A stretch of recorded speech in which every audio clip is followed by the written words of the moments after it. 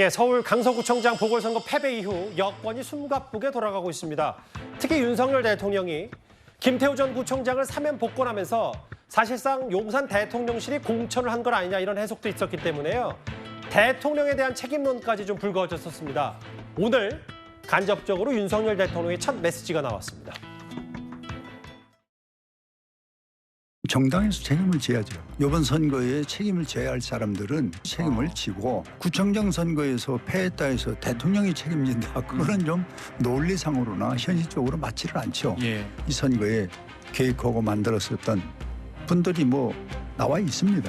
그분들이 이번에 용단을 내려줘야 된다. 이렇게 생각합니다.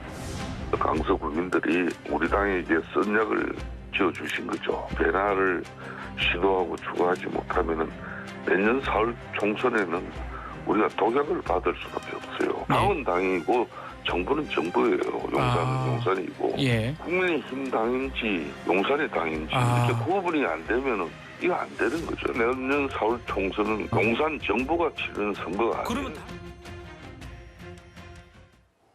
오늘 언론을 통해서 윤 대통령의 이런 메시지가 좀 나왔습니다. 나를 포함해서 선거에 진 이유를 철저하게 분석해달라. 교훈을 찾아서 지혜롭게 변화를 이뤄내라.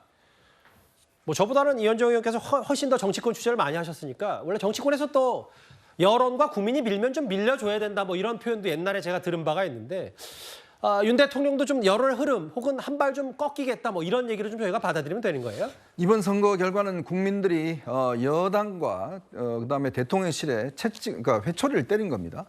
근데 회초리를 때렸는데 아유 안 아파요, 괜찮아요 라고 이야기한다면 국민들은요 그래? 다음에 한번 더 세게 때려줄게 라고 이야기를 할 겁니다.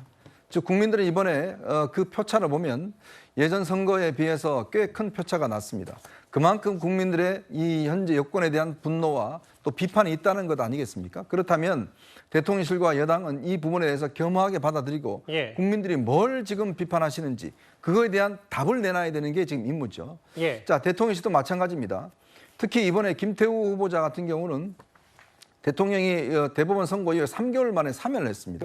그래서 그 출마의 길을 열어줬잖아요. 이제 그 부분에 대한 저는 정책 판단에 대한 책임 이거는 있다고 봅니다. 물론 김태우 후보자가 분명히 이제 본인의 비리나 이런 것이 아니라 실제로 공익 제보자로서의 하지만 그러나 대법원 판결은 대법원 판결이었거든요.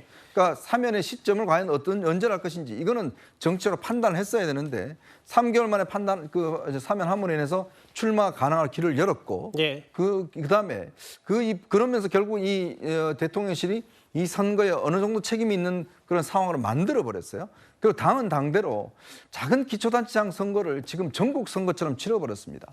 뭐 국회의원들 3번씩 와라. 당대표가 매일 가서 선거 유세를 하고 이런 식으로 만들어버렸잖아요. 그러면서 본인들이 스스로 크게 만들어버린 선거에 지금 참패를 했지 않습니까? 그러니까 판을 굉장히 키워놨다 오히려. 그렇죠. 그런 부분에 대해서 대통령도 오늘 참모들에게 도대체 왜 패배를 했는지에 대한 원인 분석, 즉 상황에 대한 원인을 철저히 하고 그 부분에 대한 책임을 지겠다라고 인정을 한 거예요. 그렇다면 당도 어차피 이 선거는 당이 주도해서 치는 선거입니다. 그렇다면 당이 어떻게 책임을 질 것인지 빨리 국민들에게 뭔가 답을 내놔야 됩니다. 때렸는데 계속 아프다 안 아프다 이야기하고 있지 않으면 국민들은 분노하시겠죠. 보도에 따르면 나를 포함해서 선거 패인을 분석해달라. 이게 윤 대통령의 선거 패배 이후 첫 메시지였던 것 같아요.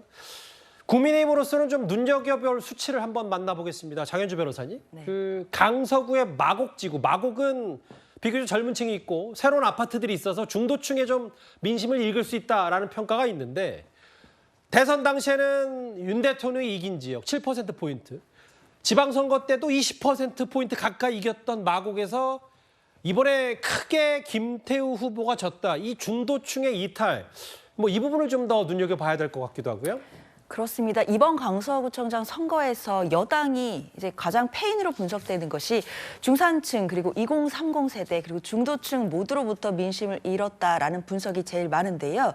사실 이 중산층, 2030 그리고 중도층을 상징하는 곳이 저 마곡지구입니다. 강서구 마곡지구는 잘 아시다시피 이제 신도시로 이루어져 있고요. 상대적으로 여당에게 유리한 곳이다라는 평가가 많은 곳입니다.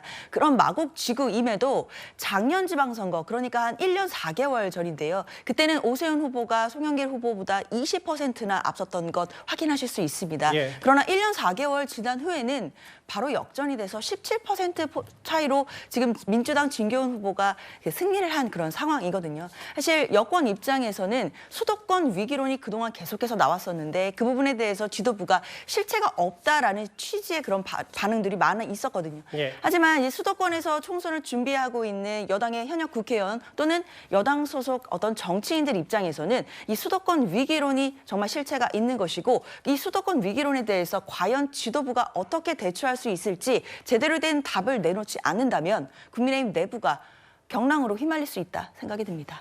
사실 국민의힘으로서는 반면교사 삼을 게 하나 있습니다. 민주당에게는 지난 대선과 지방선거까지 패배하는 출발점, 그러니까 박원순 전 시장, 오거돈 시장 등 그러니까 민주당 출신의 자치단체장들의 성추문 의혹, 이걸로 치러지기 전 2년 전 보궐선거였습니다. 재보궐 원인 제공 시 무공천, 당 소속 선출직 공직자가 부정부패 등으로 중대한 잘못으로 그 직위를 상실하여 재보선을 실시하게 된 경우 해당 선거구에 후보자를 추천하지 아니한다. 이번 선거는 민주당 시장의 잘못된 행동으로 치러지게 됐습니다. 다시 한번 사과드리면서 사죄의 의미로 시민 여러분께 큰절을 올리겠습니다.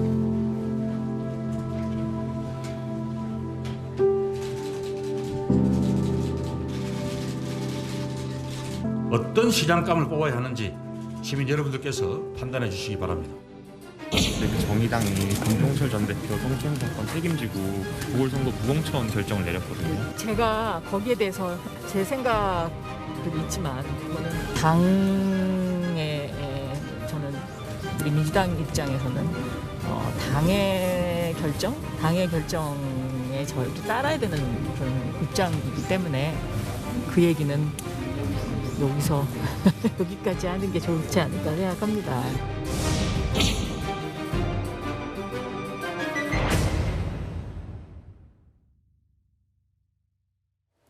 화면으로 보셨다시피 본인들의 규칙사에 본인들 이유로 생긴 보궐선거에 또 약속을 깨고 후보를 냈다. 그래서 민주당이 당시 김영춘 후보, 박영수 후보 냈다가 둘 다 졌고 서울과 부산에서 그 이후부터 시작된 게 이제 대선 패배, 지난 지방선거 패배면 아마 국민의힘에서도 저 생각 혹은 민주당에서도 그 이후에는 꽤 많은 곤혹을 겪었었잖아요.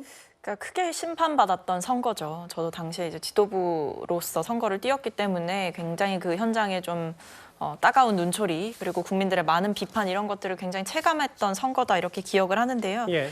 이번에도 마찬가지로 국민의힘에서도 사실 보궐선거의 귀책 사유를 제공한 당이면서 동시에 그 보궐선거의 귀책 사유를 제공한 당사자를 재공천하게 되는 상황이 벌어졌던 거죠. 이건 국민들이 보셨을 때 굉장히 좀 오만하다 그리고 반성이 없다 이렇게 평가하실 만한 상황이었던 거거든요. 예. 그래서 이번 사태를 보면서 저는 한 번 더 확신을 하게 됐던 것이 당이 스스로 정했던 원칙, 예를 들면 당원 단계에 명시된 그런 원칙들을 저버리고 귀책 사유를 제공해놓고 한 번 더 후보를 내서 선거를 치르겠다라고 하는 것 자체가 국민들이 보셨을 때는 굉장히 큰 심판을 할 수밖에 없는 굉장히 분노스러운 사안이구나 이런 것들을 좀 한 번 더 느낄 수 있었습니다.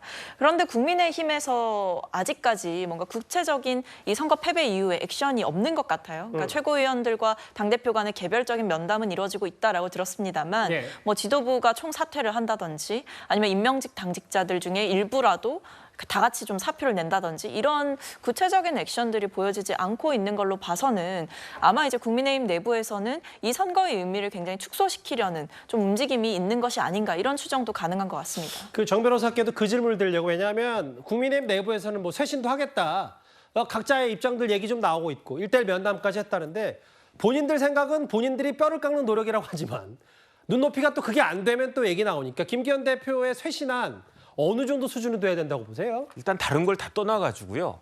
선거라고 하는 게 뭡니까? 유권자의 마음을 얻는 거잖아요. 예. 그런데 저도 유권자지만 어떤 사람한테 마음이 갑니까? 겸손한 사람한테 마음이 가잖아요. 그런데 제가 딱 봤을 때 아마 여당에서는 이번에 이재명 대표 관련해가지고 체포 동의안이 부결될 것으로 생각을 했었을 거예요. 그런데 실제는 어떻게 나왔습니까? 저도 뜻밖이었지만은 영장이 기각됐고 그 와중에 어쨌든 이재명 대표는 아주 초췌한 모습으로 그렇게 낮은 자세를 갖다 보였단 말이죠. 그런데 그 여당의 후보자는 어땠습니까? 제가 딱 봤을 때는 아직도 구청장인 것처럼 내가 되면은 뭐 40억 원 애교고 1,000억 벌 수도 있고 내가 아직도 구청장이다 그런 느낌을 갖다 줬단 말이죠. 예. 그다음에 정부에서는 어땠습니까? 장관 후보자가 경거망동했잖아요. 막 자기 마음대로 자리 뜨고 예. 이런 상황에서 표를 달라고 하는 것이 제가 봤을 땐 무리였던 것이 아닌가 그런 생각이 들고요. 예. 이런 태도를 고치지 않는 이상 이런 태도가 지속되는 정당은 내년 총선에서 가망이 별로 없을 것 같다고 하는 게 제 개인적인